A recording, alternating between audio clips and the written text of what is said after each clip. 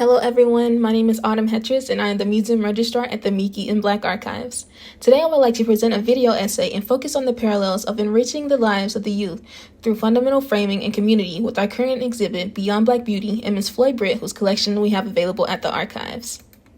As stated from one of our donors, Ms. Carolyn Elkins, dolls teach self-awareness and esteem and inspire little girls to want to look pretty and feel beautiful and positive about themselves. In her childhood, she did not have many beautiful black dolls as a reference for her own self-perception, but instead, these dolls were most likely scarce or designed by racial bias. As a result, she began to collect these dolls that we now have an exhibit for that exact same purpose. In seeing these dolls, I would like for you to take in how just a few decades ago, this new abundance of black dolls represented in a candid and favorable light were not available, and how that could have affected the self-morale of your siblings, parents, and grandparents. This fundamental framing is developed early in a child's life to see the beauty in themselves and also in a positive light. It is very important to be reinforced as such when there is a society that continuously perpetuates the complete opposite as the standard of beauty. In her own words, Elkins wrote, "Even though they're just toys, the impact of what they teach is phenomenal." We also have the documentary My Black is Beautiful, Imagine a Future, which focuses on the development of black teenage girls through confidence and workshops teaching everything from personal to social development.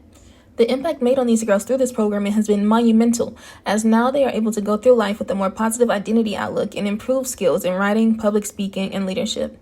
It has been amazing to discover the work along the same lines has been existing for decades before, with the then segregated Florida Cooperative Extension through the remarkable Floyd Britt.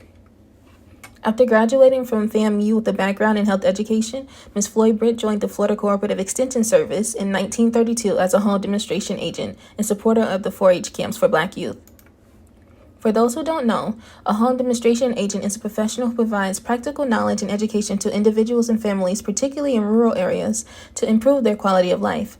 In today's times, we're able to access information at the tips of our fingers, but that was not always the case, which makes Floyd Britt's work so important.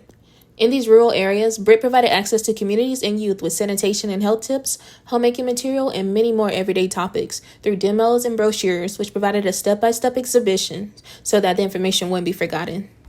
Later, she went on to become a local district agent and established the Florida State Association for Negro Home Demonstration Agents, where she was able to provide professional networking and guidance opportunities to black youth.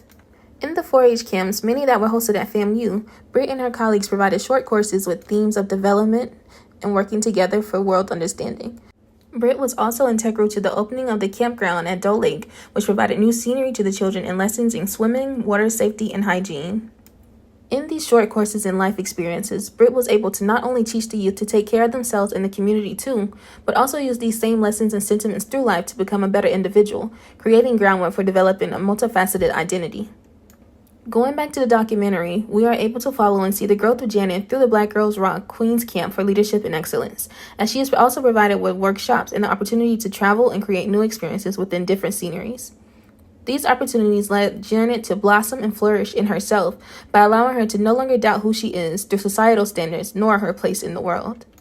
In the work of all these organizations and people, it is amazing to see the strong influence and change created by simple acts. It shows how instrumental it is to have such supportive and passionate communities, whether that be through seeing your beauty in a doll as a kid from those who love and uplift you, or through workshops where you are able to make connections and form community. Enrichment in these development stages set the tone for how one's life will play out. In these small moments and noble deeds, it is critical to think about the role you play in the task of actively endowing a youth through what has been instilled in them through fundamental framing and community by encouraging them to use their brilliance to deeply impact the world.